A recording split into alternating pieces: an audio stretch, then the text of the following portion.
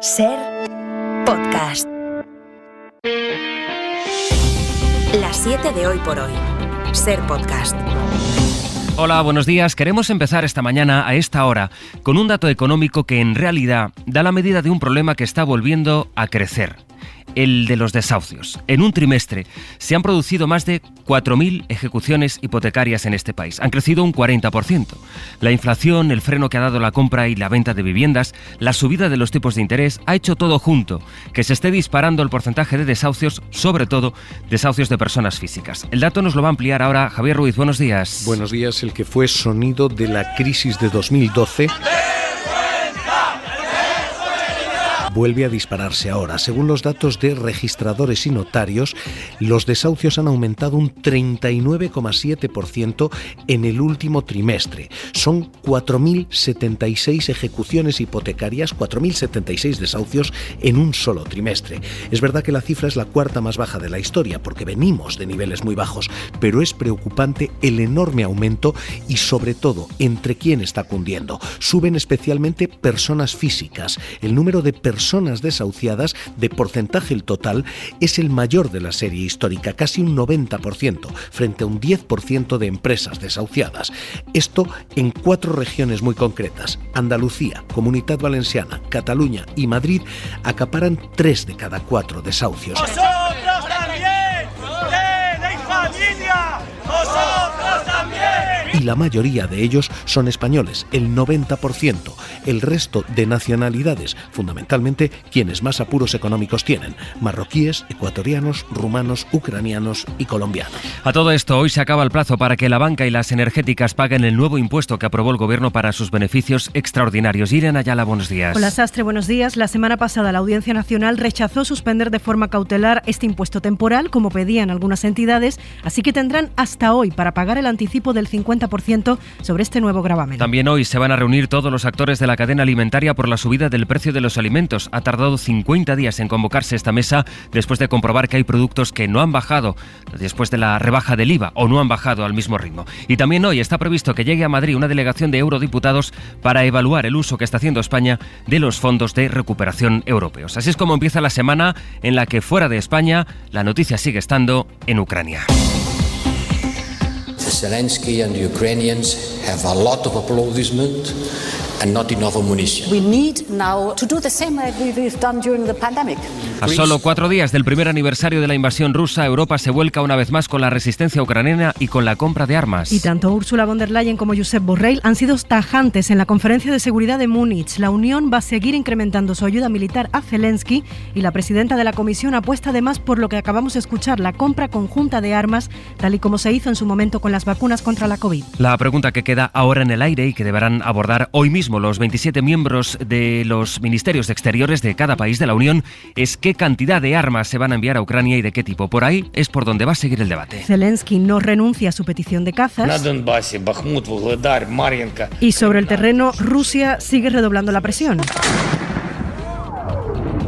En la zona del Donetsk, por ejemplo, esta noche el ejército ruso ha atacado una zona industrial. De momento no hay víctimas, pero la onda expansiva, según las autoridades locales, ha destrozado las ventanas de 2 edificios residenciales. Y luego está China, que se ha comprometido a presentar una propuesta de paz a este conflicto en medio de los reproches de Estados Unidos por su relación con Rusia. De todo eso hablamos ahora. Es lunes, es 20 de febrero.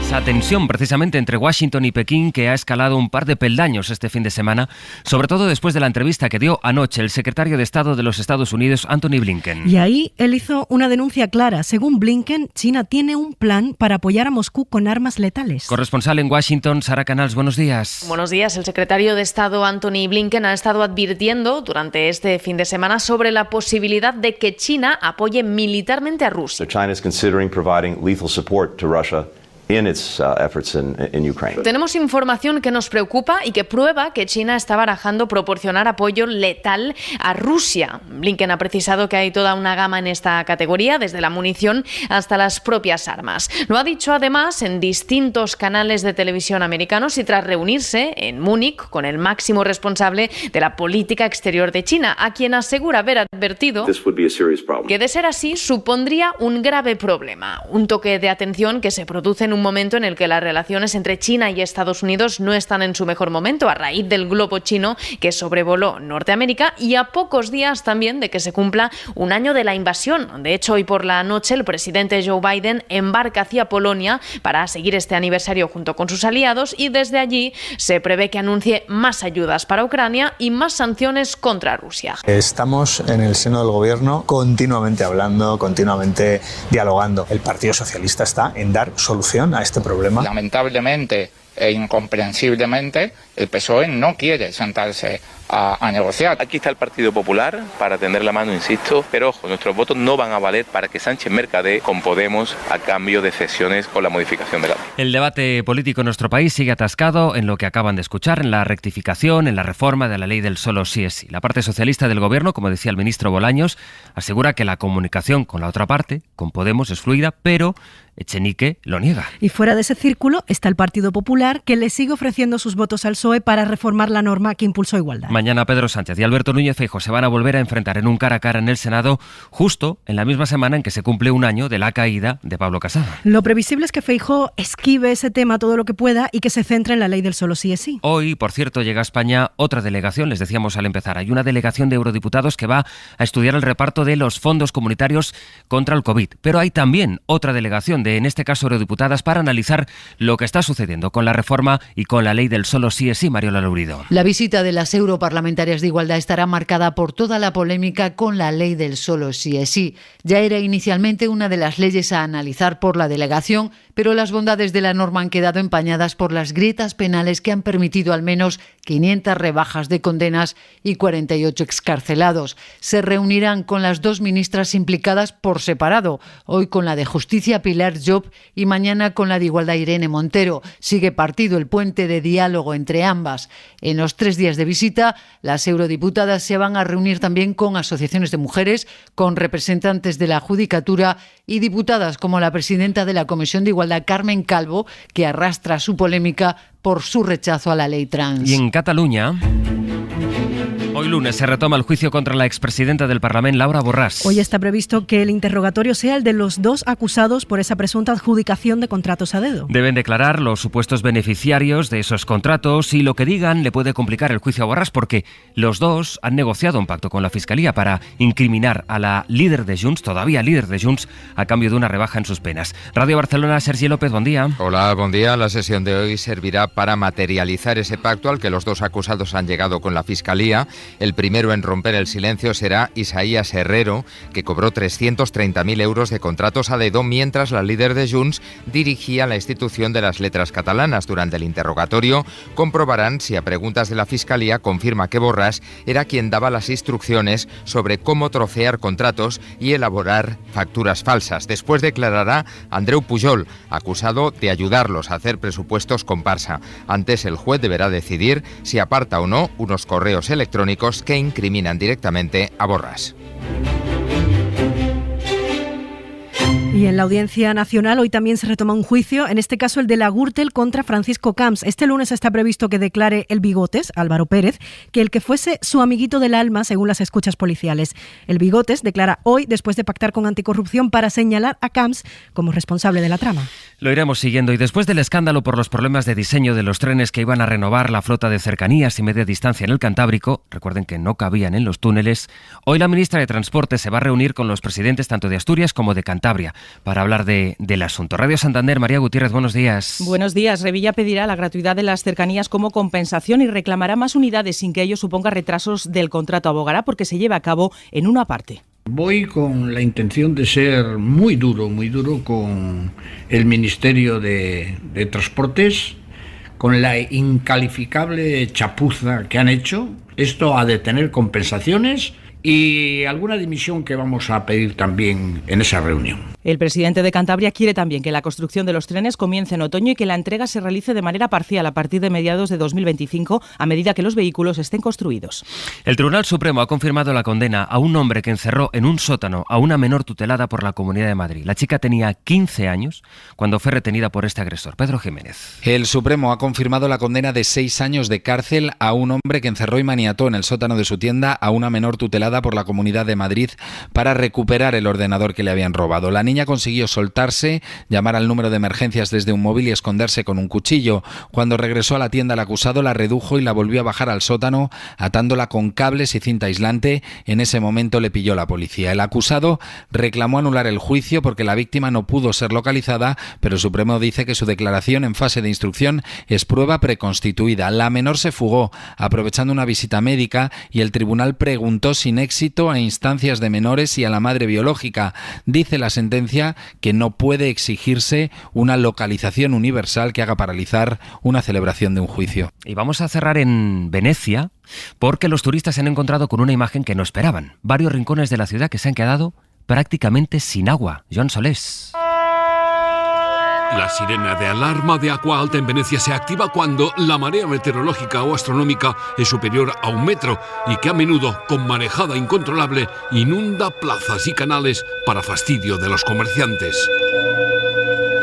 Para mayor fastidio, la marea baja, como en estos días de carnaval, con un descenso por debajo del cero mareográfico, que vacía los canales, deja góndolas y barcas varadas en el fango, saca a relucir los cimientos de ladrillo de los palacios, dificulta la navegación de los vaporetti, la distribución de mercancías, el desplazamiento de los bomberos o el traslado en hidroambulancia de enfermos. Además, con el calor, los lodos embarrados y la porquería acumulada favorecen las pestilencias. El fenómeno es ocasional, cierto, pero se agrava cuando, como ahora, perdura numerosos días, como no se había visto en los últimos 30 años. En vísperas del miércoles de ceniza e inicio de la Cuaresma, así terminará mañana el idílico y turístico carnaval con los bajos fondos de Venecia al descubierto. Hoy por hoy noticias.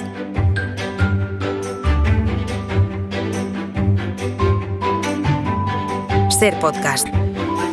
El momento de buscar las noticias más curiosas, más interesantes del ámbito local. Hoy en Murcia, Juanjo Asensio, buenos días. ¿Qué tal? Buenos días. Y en Castilla y León, en Radio Valladolid, está Eva Marín. Buenos días, Eva. Hola, buenos días. Juanjo, cuéntame la historia de un Renault Twingo, además, con matrícula de Murcia. ¿Qué ha aparecido en Seattle? ¿Qué ha pasado ahí? Nada, dejando alto el pabellón. Bueno, pues han pasado 30 años desde que el Twingo se lanzara al mercado, sigue en la actualidad, no ya por la canción de Shakira, sino ahora porque un coche de este modelo ha aparecido en el estado norteamericano de Washington, pero lo curioso es que tiene matrícula de Murcia. Su propietario subió a Twitter una inocente imagen del coche aparcado en la calle, pero la revolución en las redes sociales ya estaba servida. No pasó desapercibido este hecho, como es que había en Seattle un Twingo con matrícula murciana. Bueno, las redes sociales durante varios días han echado humo con todo tipo de teorías que no cesaron hasta que fue el propio propietario quien confesó que había sido un souvenir que compró en nuestro país cuando nos visitó el pasado mes de septiembre. Tal cual lo habéis oído.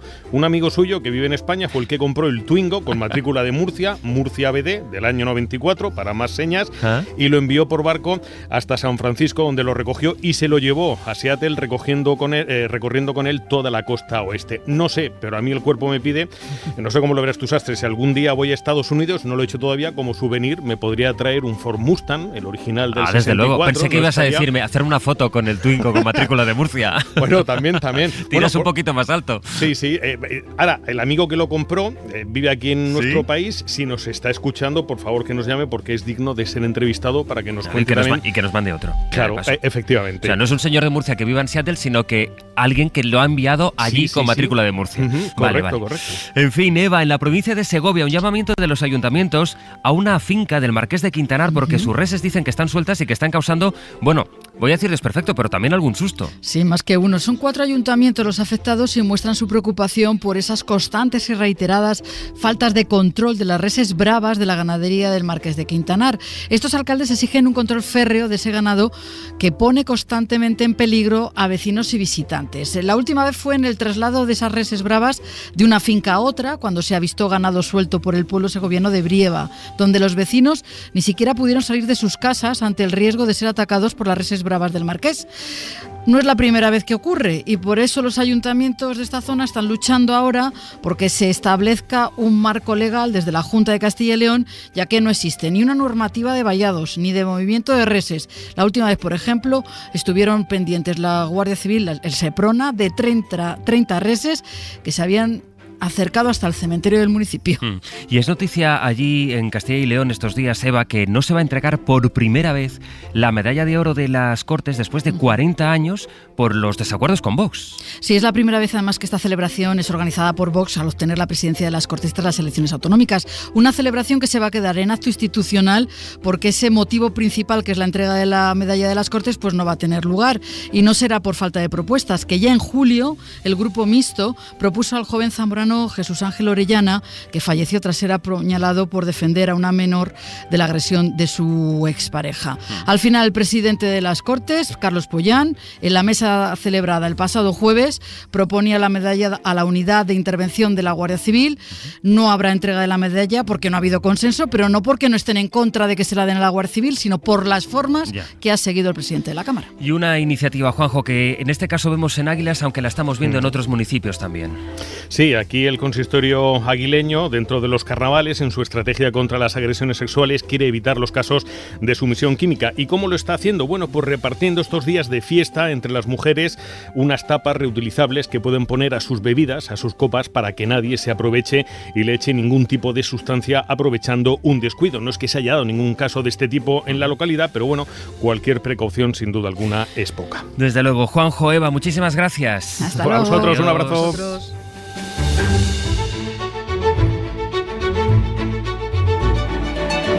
Nuestra primera recomendación cultural de esta semana es una recopilación de cartas, pero no son cartas cualquiera.